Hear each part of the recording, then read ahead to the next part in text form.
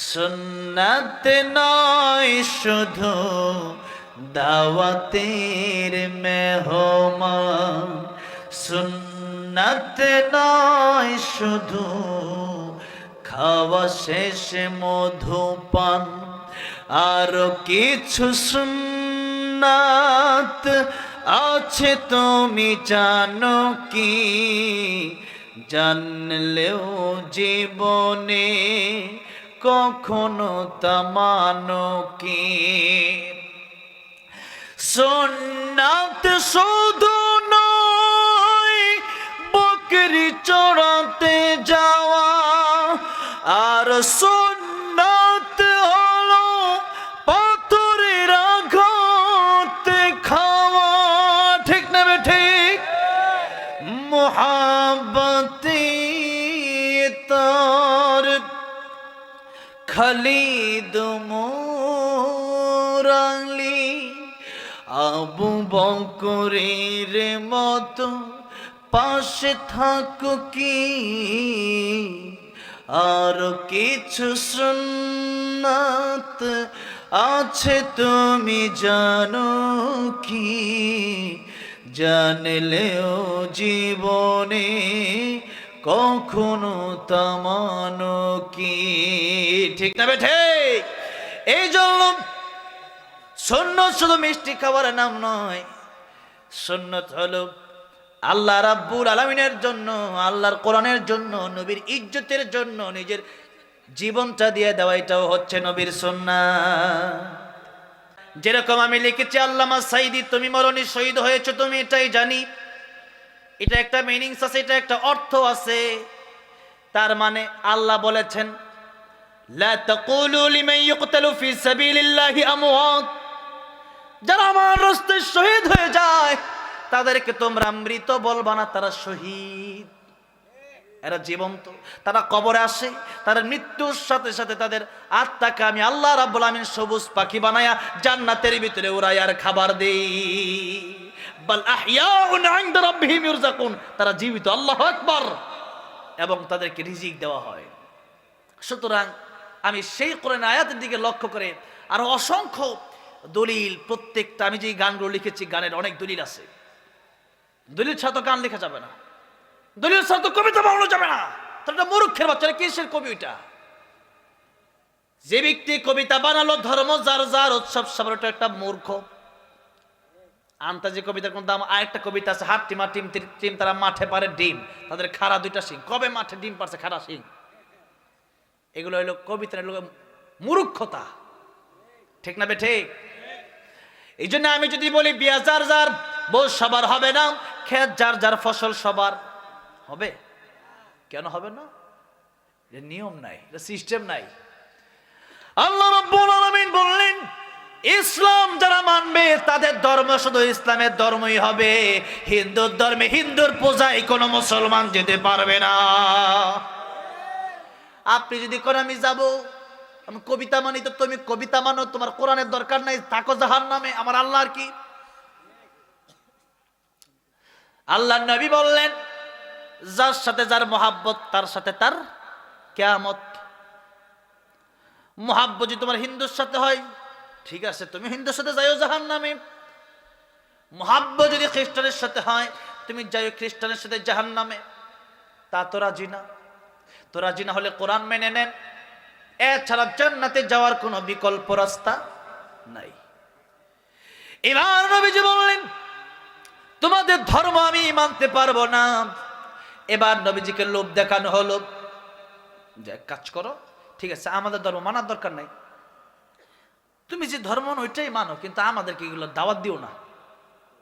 নবী বললেন দাওয়াত থেকে আমি পিছপা হব না। এবার নবীকে বললেন বাড়ি গাড়ি নারী ক্ষমতা কি লাগবে? নবী কই কিচ্ছু লাগবে না, আল্লাহুল মাওলা ফালাহুল কুল। আপনি আল্লাহর প্রেমে পাগল হন, আল্লাহ দুনিয়া আপনার পায়ে ঢেলে দেবেন, অটোমেটিক দুনিয়া আপনার পিছনে পিছনে ঘুরবেন। আপনি টাকার পিছনে ঘুরবেন, টাকা পাবেন, আল্লাহর পিছনে ঘুরেন, টাকা আপনার পায়ের তলে আসবে। নবীজি বললেন আল্লাহুল মাওলা ফালাহুল কুল, আমি আল্লাহরে ভালোবাসি, এই দুনিয়া আল্লাহ রাব্বুল আলামিনের কাছে একটা মশার পাকার সমান দাম নাই। যদি থাকতো একটা কাফের বেঈমান এক গ্লাস পানি পান করার সুযোগ পেত না। নবী বললেন সম্ভব না, দাওয়াত আমি দেবই। আমি এসছি দাওয়াত দেওয়ার জন্য, আমি একা মসজিদে যাবো এটা হতে পারে না। সবাইকে দাওয়াত দিয়া নিজেও মসজিদে যাব, সবাইকেও মসজিদে নিয়ে যাব। তারা বলল মুহাম্মদ তুমি তো ক্ষতিগ্রস্ত হয়ে গেছো, এত অফার তোমারে দিলাম, এত অফার তুমি রাজি না? বাড়ি গাড়ি নারীর জন্য মানুষ কি না করে, 5 কাঠা জায়গার জন্য সারা জীবন হারাম খায়, 5 তলা বিল্ডিং করার জন্য সারা জীবন হারাম খায়, একটু ক্ষমতার জন্য মানুষ খুন করে ফেলে। আর তোমার আমরা অটোমেটিক কিচ্ছু লাগবে না, দাওয়াতটা ছেড়ে দেবা, আর তোমাকে আমরা এই অফার। নবী বললেন অফার তো দূরের কথা, এই অফার এটা তো সম্ভব। যা সম্ভব না, আমার এক হাতে যদি ওই আকাশের চন্দ্র দেওয়া হয়, আর এক হাতে যদি আকাশের সূর্যটাও দেওয়া হয়, আমি নবী একটা সেকেন্ডের জন্য আল্লাহর কোরআন থেকে বিমুখ হয়ে যাব না। আল্লাহু আকবার। তারা বলল তুমি ক্ষতিগ্রস্ত। আল্লাহ বলেন ওয়াল আসর ইন্নাল ইনসানা লাফি খুসর, সব ক্ষতিগ্রস্ত। ইল্লা ইল্লা কিন্তু আল্লাযীনা আমানু, ইল্লাল্লাযীনা আমানু ওয়া আমিলুস সালিহাত ওয়া তাওয়াসাউ বিল হাক্কি ওয়া তাওয়াসাউ বিস সাবর। এই কেবলমাত্র শানে নজুল শেষ হলো আর কি। এবার একটু সংক্ষিপ্ত তাফসীর, সংক্ষিপ্ত তরজমাটা কম বাকি কোরিয়ার পরে তো শেষ হবে। জানি আপনাদের ধৈর্যের মানে কষ্ট হচ্ছে, আপনারা কোলাতে পারছেন না। কালকে এক জায়গায় মাহফিলে গেলাম, একজন বলছে হুজুর ঘুমে ধরতেছে, আমাকে আমারও তো ধরতেছে। তো ঠিক আছে, ঘুমে ধরলে অবশ্যই যেতে পারে। আমার মাহফিলে আমি তা বলি না যে বসেই থাকতে হবে। এরপরে কে জানতে বাদাম নাকি বেচতেছে, আমি বলি না বের হয়ে যাও, আমি বলি বাদাম বেচুক, থাক, চা বেচলে বেচুক, আমার সামনে পানি আছে, তা আমার শ্রোতারা চা খাইলে সমস্যা কি? ঠিক না? ঠিক। এটার বিরুদ্ধে আমি করি না, করুক। যার কোরআনের প্রতি মন আছে সে এমনি শুনবে, আর যার নাই সে শুনবে না। আল্লাহ রাব্বুল আলামিন বলেন ওয়াল আসর, সময়ের কসম। আল্লাহ রাব্বুল আলামিন এই সময়কে বড় গুরুত্ব দিলেন। আমরা কাটি কার কসম? আল্লাহ কাটলেন সময়ের কসম। এই ওয়াল আসরের ব্যাখ্যায় খুতবার শুরুতে একখানা হাদিস পড়লাম। আল্লাহর নবী বলেন ইগতানিম খামসান ক্বাবলা খামসিন শাবাবাকা ক্বাবলা হারামিক। 5 সময়ের আগে তোমরা 5 সময়কে গনিমত মনে করো। কয়টা সময়? 5টা। 1 নাম্বার শাবাবাকা ক্বাবলা হারামিক, যুবক বয়সে তোমরা গনিমত মনে করো, যুবক বয়সে আল্লাহর ইবাদত করো। বৃদ্ধ হয়ে গেলে পারবা না, কারণ আর বৃদ্ধ তো পরের কথা। প্রতিদিন রাস্তাঘাটে, হসপিটালে, বিভিন্ন জায়গায়, দেশে প্রবাসে যুবক মারা যাচ্ছে কি যাচ্ছে না? কখন কার মরণ হবে এটা কি আমরা জানি? কার মরণ কোথায় হবে এটা কি আমরা জানি? জানি না। এই জন্যই কবি বলেছেন আমার মরণ আসিবে কখন কেউ তো জানে না, আমার মরণ আসিবে কখন কেউ তো জানে না। আমি মরে গেলে আমায় তোমরা ভুইলা যাইও না, আমি চলে গেলে আমায় তোমরা ভুইলা যাইও না। আমার মরণ আসিবে কখন কেউ তো জানে না, আমার মরণ আসিবে কখন কেউ তো জানে না। এই দুনিয়া চিরজীবন থাকার জায়গা না, অন্ধকার কবর যে আমার আসল ঠিকানা। সবাই রেখে আমায় চলে যাবে, সঙ্গী হবে না, সবাই রেখে আমায় চলে যাবে, সঙ্গী হবে না। আমার মরণ আসিবে কখন কেউ তো জানে না, আমার মরণ আসিবে কখন কেউ তো জানে না। এই জন্য আল্লাহ বলেন ইন্না সাআতা আতিয়াতুন আকাদু ফিহা লিতুজজা কুল্লু নাফসিন বিমা তাসআ সূরা তাহায় আল্লাহ বললেন, মৃত্যু আমি আল্লাহ গোপন রেখে দিয়েছি। কি রেখে দিয়েছি? গোপন রেখে দিয়েছি। কার মরণ কোথায় হবে, কখন হবে, কেউ জানে না। কারণ হলো মৃত্যুর প্রস্তুতি যেন ব্যক্তি 24 ঘন্টা নিয়ে রাখে। আর যদি বলা হয় আপনি 50 বছর বাঁচবেন, 49 বছর আপনার জীবন আপনি গুনাহ করে কাটাবেন, মিজানের পাল্লায় যখন মাপা হবে দেখবে 1 বছরের আমল আছে আর 49 বছর গুনাহ আছে। মিজানের পাল্লা হালকা হয়ে গেলে, গুনার পাল্লা ভারী হয়ে গেলে জাহান্নামে যাওয়া লাগবে। আপনি নেক আমল করবেন না। এই জন্য আল্লাহ মৃত্যুর কারণ আমাদেরকে জানালেন না। আরেকটা কারণ হচ্ছে দুনিয়ার নিজাম পরিবর্তন হয়ে যাবে। এই দুনিয়ায় আপনি চলাফেরা করেন, বাস আসতেছে, হরেন দিচ্ছে, আপনি সরে গেলেন কেন? আমি যদি বাসের নিচে পড়ে যাই আমি মরে যাব। কিন্তু আপনি যদি জানেন 2026 সালে আমার মৃত্যু হবে, বাস আসবে, ট্রাক আসবে, পুলিশ বলবে ওইদিকে যাও, আপনি বলবেন আমার উপরে চাক্কা উঠায় দাও, উঠায় দাও, যাও গা। কেন? যে আমি তো মরবো না, আমার মরণ তো 2026 সালে। তো আল্লাহ মৃত্যুর কথা জানালেন না, কারণ দুনিয়ার নিজাম, দুনিয়ার সিস্টেম ঠিক থাকবে না। বাস যাবে, যেতে পারবে না, লোক দাঁড়ায় থাকবে, যে আমার তো মরণই হবে না, তো চাকা চলে যাক আমার উপর দিয়ে, আমি তো মরবো না। হ্যাঁ, দুনিয়ার নিজাম ঠিক থাকবে না। এই জন্য আল্লাহ মরণের কথা জানালেন না। আল্লাহ রাব্বুল আলামিন বলেন, ইদা জাআজালুহুম লা ইস্তাখিরুনা সাআতাও ওয়া লা ইস্তাকদিমুন। মৃত্যুর সময় যখন হয়ে যাবে, 1 সেকেন্ড আগেও না পরেও না। মরণের সময় হয়ে গেলে মালাকুল মউত সাথে সাথে তোমার কাছে চলে যাবে। 1 মিনিট সময় তোমার দেওয়া হবে না। সুতরাং এই দুনিয়ায় আজ আছি কাল নাই, নাই নাই। আখিরাতের চিন্তা আমার আপনার ভিতরে নাই, কবরের চিন্তা আমার আপনার ভিতরে নাই। অথচ আপনি চিন্তা করেন আখিরাত অনেক দূরে। না না, আখিরাত অনেক দূরে না, বরং এখন যদি আপনি মরে যান তাহলে হতে পারে ফজরের পরে আপনার জানাজা হয়ে যাবে।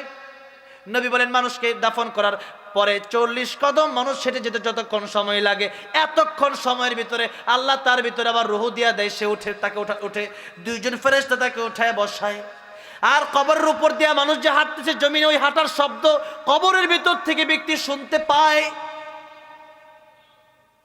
এরপরে জিজ্ঞেস করা হয়, মার রাব্বুকা ওয়া মান দীনুকা ওয়া মান হাযার রাজুল আল্লাযী বুইসা ফীকুম। কিসে চাকরি করতে, কয় টাকা বেতন পেতে, কয়টা বাড়ি, কয়টা গাড়ি, কত টাকার মালিক, তা জিজ্ঞেস করা হবে না। বলা হবে রবকে রবের পরিচয় দাও, দিন কি দিনের পরিচয় দাও। আমার নবীকে দেখায় বলা হবে চিনো। যারা প্রকৃত উম্মত তারা তো দুনিয়াতে নবীকে স্বপ্নেই দেখে, সুবহানাল্লাহ, দেখেই চিনবে, বলবে এটা তো আমার প্যারা নবী, যে নবীকে জীবনের চাইতে বেশি ভালোবাসতাম। আল্লাহ বলবেন ঠিক আছে, এবার তার আরামের ঘুম ঘুমাইতে দাও। মিনিমাম 40,000 বছর এক একজন কবরবাসী ঘুমাবে, কেউ ঘুম ডিস্টার্ব করবে না। 40,000 বছর মিনিমাম। এরপরে ইসরাফিল আলাইহিস সালাম সিংহায় ফুৎকার দিবে। এরপরে সে বলবে কে আমার ঘুম ভাঙালো? আল্লাহ বলবেন সেই ওয়াদা আমার সত্য হয়েছে আজকে। আমি যে বলেছিলাম কিয়ামতের দিন আমি আল্লাহ কায়েম করব, শেষ বিচারের দিন, এরপরে আর কোনো দিন নাই। এরপরে জান্নাত জাহান্নাম, ফারিকুন ফিল জান্নাতি ওয়া ফারিকুন ফিস সাইর। আজকে তোমরা 2 দলে বিভক্ত হয়ে যাও। কি একটা আওয়ামী লীগ আর একটা বিএনপি নাকি? ফারিকুন ফিল জান্নাহ, একদল ডান দিকে জান্নাতে চলে যাও, ও ফারিকুন ফিস সাইর, আরেক দল জাহান্নামে চলে যাও। দুনিয়াতে কোন দল কর্তা তা দেখার টাইম নাই। কোরআন মানছো কিনা, সুন্নাহ মানছো কিনা, আমি আল্লাহকে ভালো লাগছে কিনা, আমি আল্লাহর দ্বীন মানছো কিনা, নবীর আদর্শ তোমার ভিতরে ছিল কিনা। যদি থাকে ইয়া আইয়াতুহান নাফসুল মুতমাইন্না ইরজিই ইলা রাব্বিকি রাদিয়াতাম মারদিয়া ফাদখুলি ফি ইবাদি ওয়াদখুলি জান্নাতি। আল্লাহু আকবার। আমি তোমার প্রতি খুশি, চলে যাও জান্নাতে, তুমি আমার প্রিয় বান্দা, চলে যাও জান্নাতে। আর জাহান্নামের আযাব তো শুরু হবেই। যে ব্যক্তি ইমানদার তার কাছে 50,000 বছর এই কিয়ামতের দিন, নবী বলেন এক ওয়াক্ত নামাজ থেকে আরেক ওয়াক্ত নামাজ পর্যন্ত, এতটুকু সময়, এক ওয়াক্ত নামাজ পড়তে যতক্ষণ সময় লাগে ততক্ষণ সময়। আর কাফির বেঈমান 50,000 বছর দাঁড়ায় থাকবে, সময় শেষ হবে না।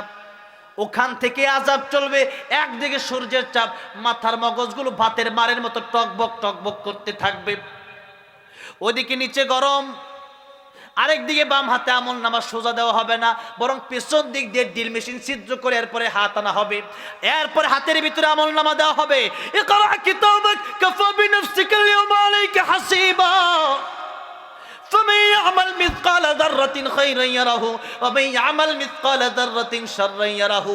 দেখবে যা করছে অল্প, এত অল্প, কলার একটা সুগলা ফেলছিল ওইটাও দেখবে, একজন মানুষকে পানি পান করাইছিল ওইটাও দেখতে পারবে, সব দেখতে পারবে, সে অবাক হয়ে যাবে।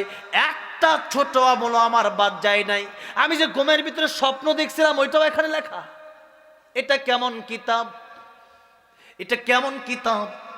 সেদিন মানুষ আফসোস করে বলবে, আমি যদি মানুষ না হয়ে কুকুর হতাম তাও তো ভালো ছিল, মানুষ না হয়ে যদি শুকর হতাম ভালো ছিল, মানুষ না যদি গরু হইতাম ভালো ছিল।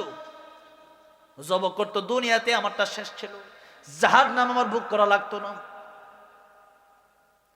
আমার ভাইরা, আমার মুরব্বী মাজিরাম, এই জন্য খেতে চিন্তা করেন, বয়সের কোনো হিসাব নাই, আর কখন মরবেন, আর 20 বছর পরে ভালো হব, এই চিন্তা করে কোনো লাভ নাই। আগামী রমজানে ভালো হব, আগামী শুক্রবারে ভালো হব, বিয়ের পরে ভালো হব না।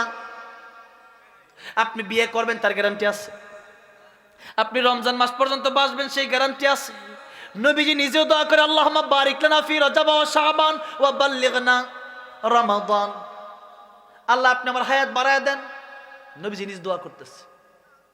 আর আপনার তো গ্যারান্টি নাই। নবীজি বলেন, ও সাহাবীরাম, আমার কাছে মালাকুল মউত যদি আসে, অনুমতি নেওয়ার প্রয়োজন আছে, আছে না? আছে, আছে। মালাকুল মউত যখন এসেছিলেন তখন মালাকুল মউত দরজার বাইরে দাঁড়িয়েছিলেন। নবীজি বিছনায় শোয়া, নবীর প্রচন্ড জ্বর, ঘরের বাইরে থেকে সালাম দিচ্ছিলেন, আসসালামু আলাইকা ইয়া রাসূলুল্লাহ। নবীজি বলেন, ফাতেমা ঘরের বাইরে কে যেন সালাম দিয়ে একটু দেখো। দরজা খুলে দেখে এত বড়, যার মাথা আকাশে, যার পা জমিনে।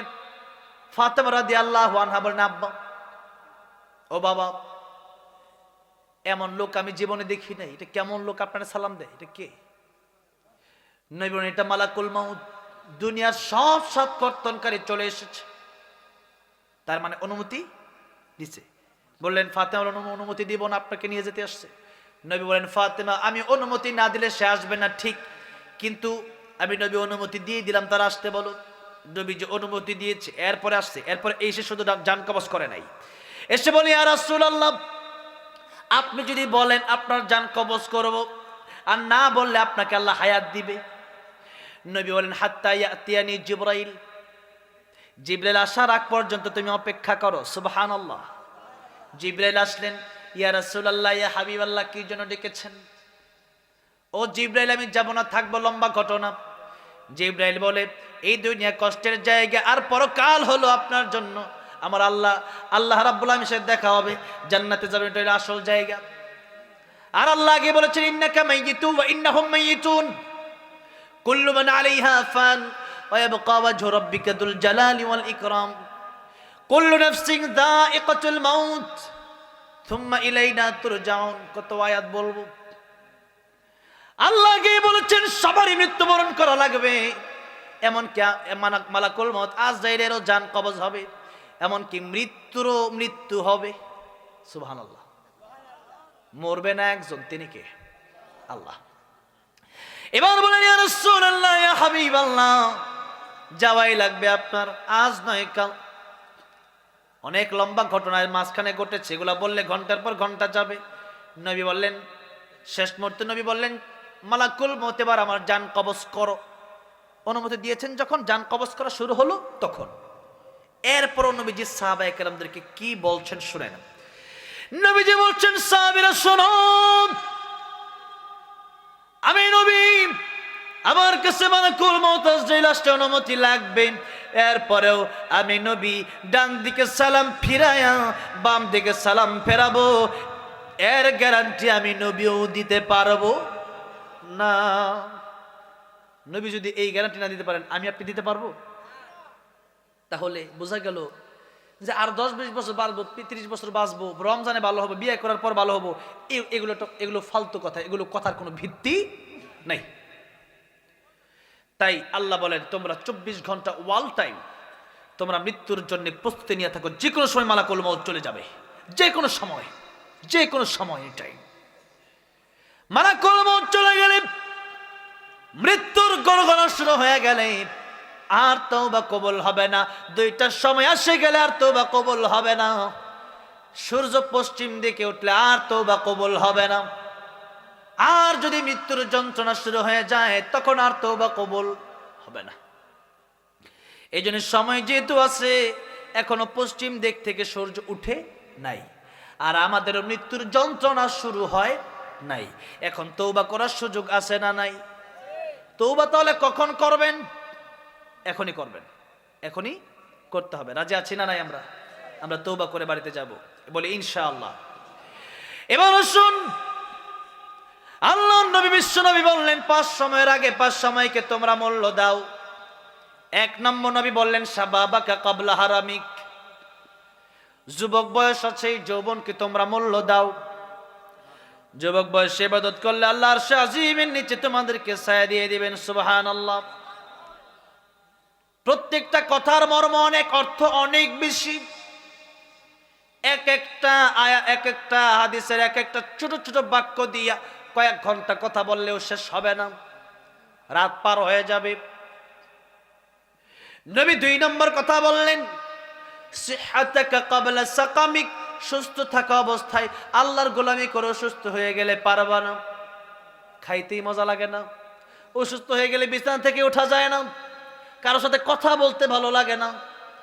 নবী বললেন 3 নম্বর গিনাকা ক্বাবলা ফাকারিক, টাকা পয়সা থাকলে ওই টাকা পয়সা আল্লাহর রাস্তায় দান করবা, ওই টাকা পয়সা হালাল রাস্তায় তুমি ব্যয় করবা, ওটাকে গনিমত মনে করবা। এটা মনে করবা টাকা আমি কামাইছি না, টাকা পয়সা যা তোমার দিছে সবই কে দিছে। 4 নম্বর ফারাগাকা ক্বাবলা শুগুলিক, অবসর থাকা অবস্থায় আল্লাহর গোলামি করো, ব্যস্ত হয়ে গেলে পারবা না। 5 নম্বর হায়াতাকা ক্বাবলা মাউতিক, মরণের আগে যদি ভালো না হওয়া যায়, মরণের পরে আর ভালো হওয়ার কোনো সুযোগ নাই। এই জন্য মরণের আগে আমাদের ভালো হতে হবে। আল্লাহ মরণের আগে আমাদেরকে খাঁটি ইমানদার, খাঁটি মুসলমান বানায় দিও। জোরে বলেন আমিন। এই গেল ওয়াল আসরের কথা। এবার ইন্নাল ইনসানা লাফি খুসর, ধৈর্য আছে তো? আর মাত্র 8 মিনিট। কয় মিনিট? 8 মিনিট। আল্লাহ রাব্বুল আলামিন সময়ের কসম খেলেন। কসম খেয়ে আল্লাহ রাব্বুল আলামিন বলছেন ইন্নাল ইনসানা লাফি খুসর, পৃথিবীর সব মানুষ ক্ষতির সাগরে ডুবে আছে। কি ক্ষতির সাগরে কি করতেছে? ভাসছে না ডুবে আছে? ডুবে আছে। আপনি যদি একটা পুকুরে ডুবে থাকেন, মনে করেন আগে একটা প্রতিযোগিতা হইতো, খেলা হইতো যে 2 জন পুকুরে ডুব দিবে, কে কার চাইতে বেশি থাকতে পারে, এরকম একটা খেলা হয় না অনেক সময়? একজন ডুব দিয়ে উঠছে, দেখে ও এখন উঠে নাই, ও আবার ডুব দিছে। ওইটা দেখা যায় ও তো ডুব দিছে, হেও আবার দিছে, 4-5 মিনিট চলে যায়, অত থাকতে পারে না 30 সেকেন্ডও। কিন্তু এরপরে 2 জন উঠছে, কিরে এতক্ষণ তুই কেমনে আছিস, তুই কেমনে আসিলি? আসলে কথা হইলো যে খেলা তো খেলাই, ঠিক না বেঠিক? এখন মনে করেন এখানে ডুব দিয়ে বেশিক্ষণ থাকা যায় না, 1 মিনিট 1.5 মিনিট, এরপর থাকাই যায় না। এরপর থাকলে জীবন চলে যাবে। এখন মনে করেন এই পুকুর থেকে আপনি পুকুরে গেলেন গোসল করার জন্য, আপনার পীর সাহেব অথবা আপনার নেতাকে নিয়ে গেলেন ওই পুকুরে। মনে করেন এমন একজন পীর সাহেব যার সাথে মুসাফা করতে পারলে আপনি মনে করেন আমার জীবন ধন্য, এমন পীর সাহেব নিয়ে গেছেন। পীর সাহেব যদি পুকুরে নিয়ে গেছেন গোসল করতে, পীর সাহেব আজকে আমিও গোসল করবো, আপনি গোসল করুন, আমি আপনার মুরিদ, আমিও গোসল করবো। পীর সাহেব বললো ঠিক আছে চলো গোসল করি। 2 জন মিলে গোসল করতেছেন। এবার পীর সাহেব বললো আসো একটু তোমার সাথে মোয়ানাকা করি পানির ভিতরে। মোয়ানাকা করলো, আপনারে এমন মোয়ানাকা করছে, আসো ডুব দিয়ে কতক্ষণ থাকি, 1 মিনিট 2 মিনিট 3 মিনিট চলে যায়, আপনার ছাড়ে না। যার সাথে আপনি মুসাফা করতে পারলে নিজে ধন্য মনে করেন, এবার ওই পীর সাহেব যদি আপনার ওই পানির নিচে নিয়ে যাওয়ার পরে যদি না ছাড়ে, আপনি প্রথমত ধাক্কা দিবেন যে সরেন, ঠিক না বে ঠিক? এরপর দেখতেন ছাড়ে না, তখন ঘুষিও দিবেন যে আমার বাঁচতে হবে। কিসের পীর? ঠিক না বে ঠিক? কোনো পীরসির কাজ হবে না, আমার বাঁচতে হবে, আমার জীবন আগে। এরপরে এবার ছাড়তেছে না, এবার লাথি ঘুষি যা আছে সব দেখুন শহর আনতে। কিসের পীর? আগে আমার বাঁচতে দে, 5 মিনিট হয়ে গেছে, পানি খাইতে গেছে, পেট ফুলে গেছে, মরে যাবো। জীবন বাঁচানোর জন্য একটা মানুষ একটা পীর যদি তারা নিয়ে পুকুরের তলে, পুকুরের নিচে 5 মিনিট 10 মিনিট থাকে, তখন সে আর সহ্য করে না, আমার পীর হোক। মনে করেন আপনার নেতা, ওই নেতারে আমার নেতা তোমার নেতা ফুলের চেয়ে পবিত্র, কত স্লোগান দিলেন।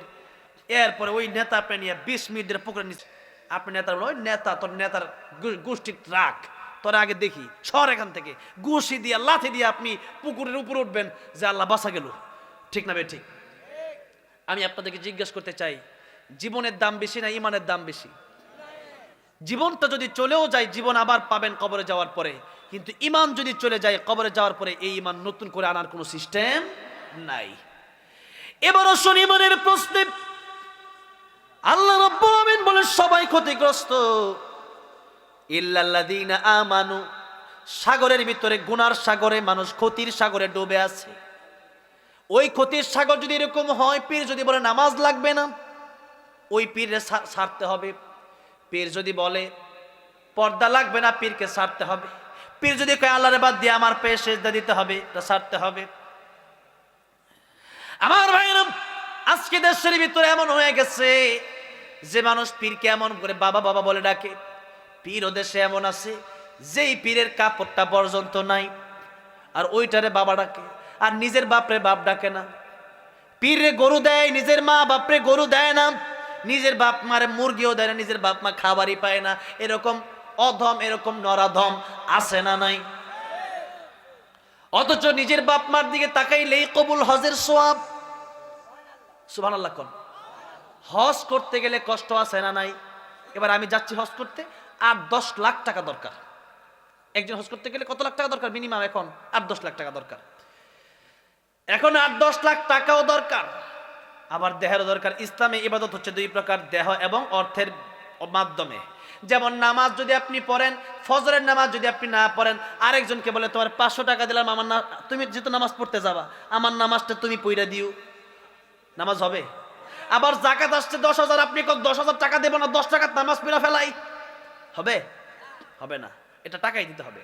আর হজ যেমন ইবাদত, টাকাও লাগবে, দেহও লাগবে, দুটাই লাগবে। আর নবী বলেন আল হাজ্জু আলা হাজ্জু, হজ হলো কষ্টকর। হজ কি? কষ্ট। তওয়াফ করতে হয়, সাই করতে হয়, উমরা, ভিসা করতে হয়, পাসপোর্ট করতে হয়, টিকিট করতে হয়, অনেক ঝামেলার মাঝখানে আছে না নাই? আছে, কষ্ট আছে। কিন্তু নবী বললেন ও দুনিয়ার মানুষেরা, মা আর বাবার দিকে যদি একবার নেক নজর দিয়ে তাকাতে পারো, আমার আল্লাহ একটা কবুল হজের সওয়াব দেবেন। সাহাবে জিজ্ঞেস করেন ইয়া রাসূলুল্লাহ, আমি যদি 100 বার তাকাই, আমার আল্লাহকে 100 কবুল হজের সওয়াব দেবে? নবী বলেন সাহাবী রে, তাকাতে তাকাতে অস্থির হতে পারো, আমার আল্লাহ সওয়াব দেওয়ার বেলায় কোনো অস্থির হবে না। বড়ই দুঃখের বিষয়, বড়ই কষ্টের বিষয়, মাহফিলের পিছনেই আছে বৃদ্ধাশ্রম। এই বৃদ্ধাশ্রম কেন দেশে থাকবে? কোন বৃদ্ধাশ্রম দেশে থাকতে পারবে না। কোরআন যদি আপনি আপনার ছেলেকে না শিখান, আপনার ছেলেকে যদি আপনি নামাজি না বানান, এই সন্তানই আপনাকে বৃদ্ধাশ্রমে রেখে আসতে পারে। আল্লাহর কোরআন যদি ভিতরে থাকে, যেই ব্যক্তি নামাজি হয়ে যাবে, যে ব্যক্তি আল্লাহরে চিনবে, ওই ব্যক্তি জানবে ওয়া কাদা রাব্বুকা আল্লা তা'বুদু ইল্লা ইয়াহু ওয়া বিল ওয়ালিদাইনি ইহসানা। আল্লাহর ইবাদতের পরে মা বাবার খেদমতের দরকার আছে না নাই? আমি ওয়াজে ওঠার আগে এই বৃদ্ধাশ্রম থেকে একজন মা দোয়া চেয়ে 100 টাকা আমার জন্য পাঠাইছে। এই টাকাটা যদি আমি দান করে দেব, তো আমার খুব কষ্ট লাগছে। এই বৃদ্ধাশ্রমে যে মা বাবাগুলো আছে, তাদের কি সন্তানরা নাই? সন্তান নাই? আছে। আমি এক বৃদ্ধাশ্রমে গিয়েছিলাম, জিজ্ঞেস করলাম আপনার সন্তান কি করে? বলে বড় একজন ডক্টর, আমেরিকায় থাকে।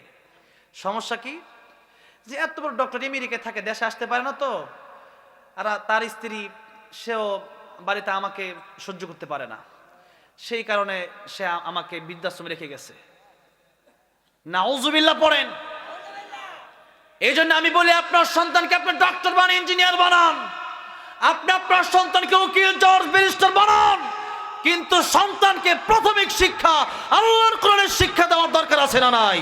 যে সন্তানকে আল্লাহর কোরআনের শিক্ষা দেবেন, সন্তান যখন জানবে মার বাপের কষ্ট দিলে দুনিয়া আখিরাত ধ্বংস হয়ে যাবে, আর মার বাপের দিকে তাকাইলেই কবুল হজের সওয়াব, মার বাপ দোয়া করলে ডাইরেক্ট কবুল। নবী বলেন বন্দুকের বুলেট মিস হইতে পারে, মা বাবার দোয়া খালি ফিরবে না। এই জন্য মারে তোমরা আদর করো, মারে তোমরা ভালোবাসো, মা বাবার জন্য দোয়া করো, রব্বির হামহুমা কামা রব্বায়ানি সগীরা। এই কথাগুলো যখন কোরআন থেকে সে পড়বে, বাপ মারে কষ্ট দিবে, বাপ মারে কষ্ট দিবে না। এই জন্য সন্তানকে কোরআন শেখানোর দরকার আছে না নাই? মায়ের চোখে ঝরলে পানি আল্লাহর আরশ কাঁইপা যায়, কান্দে না যেন মায়, কান্দে না যেন মায়। মায়ের মনে কত কষ্ট জানো না কি ভাই, এই জগতে মায়ের মতো আপন কেহ নাই, সেই মায়ের এই কষ্ট কেহ দিও না এই দুনিয়ায়, কান্দে না যেন মায়। বৃদ্ধাশ্রমে যাদের মা বাবা আছে বাড়িতে নিয়ে যান, পা ধরে ক্ষমা চান, নাইলে এই জীবনে আপনার ঈমান নসিব নাও হতে পারে। জীবনে এমন বিপদে পড়বেন, স্ত্রী আপনাকে রেখে চলে যেতে পারে, সবাই আপনাকে ছেড়ে দিবে, আপনি মাটি খামসাবেন, খেতে পারবেন না। এই জন্য এই বৃদ্ধাশ্রমগুলো যেন না থাকে। কেন বৃদ্ধাশ্রম থাকবেন, কেনই বা রেখে যাবে? এই জন্য যেই মা আর বাবার দিকে একবার তাকাইলে কবুল হজের সব, কি অমূল্য সম্পদ আল্লাহ দিলেন। বছরে একবার হজ করা যায়, কয়বার? তাও কবুল হতেও পারে, নাও হতে পারে। কিন্তু মা আর বাবা ঘরে আছে, দৈনিক 1000 বার তাকানো সম্ভব কিনা? সম্ভব কিনা? 1000 বার তাকাইলে 1000 কবুল হজের সব। সেই মা বাবাকে যারা বৃদ্ধাশ্রমে রেখে যায়, এরা কি মানুষ না অমানুষ? এরা কি মানুষ না অমানুষ? সন্তানকে আল্লাহর কোরআন শিখাবেন, হক শিখাবেন। সন্তানের হক বাপ মা দায়িত্ব পালন না করলে সন্তান দায়িত্ব পালন করে না। এই জন্য সন্তানকে যদি কোরআন শিখাতে পারেন, কমপে কোরআন সহিশুদ্ধ করে শিখান, ছোটবেলা থেকেই নামাজে পাঠায় দেন। ফজরের সময় কোনো সন্তান যেন বাড়িতে ঘুমায় না থাকতে পারে, আপনার বিরুদ্ধে কিয়ামতের মধ্যে বিচার দেখবে। আল্লাহ সব শিখাইছে। আমার বাপ আমার ঘুম থেকে ডাক দেয় নাই তো, নামাজ পড়ার জন্য বলেই নাই, আমার বাপরে আগে বিচার করেন, নাউযুবিল্লাহ বলেন। এই জন্য আমরা বাপ মা উফ বলে সেরকম কোনো কাজও করা যাবে না। আল্লাহ হেফাজত করবেন, আমিন। বলতেছিলাম সব মানুষ ক্ষতিগ্রস্ত। চেয়েছিলাম 8 মিনিট, আর 2-3 মিনিট শেষ করে দিচ্ছি তর্জমা করে। অনেক সময় প্রায় 2 ঘন্টা, প্রায় 2.5 ঘন্টা হতে চলছে আলোচনা, কিন্তু শেষ হচ্ছে না। মন চাচ্ছে বেশি করে বলি, কারণ এই মানুষগুলো বেশি ইসলাম প্রিয়, ঠিক না বে ঠিক? আলহামদুলিল্লাহ, যশোর, এই সাতক্ষীরা, এই খুলনা, এই মানুষগুলো, এই যে স্লোগান, এই যে কথা, আমি যা ওয়াজ জানি আপনার তার চেয়ে কম জানেন না, কিন্তু আলহামদুলিল্লাহ। তো যাই হোক, আমার ভাই আবার ওই স্টেজে চলে এসছেন, অনেকগুলো স্লিপও আমার কাছে আসছে, এগুলো অনেক আবদার, অনেক অনুরোধ, এগুলো শোনাতে হবে, দেখি একটু একটু করে শোনানো যায় কিনা।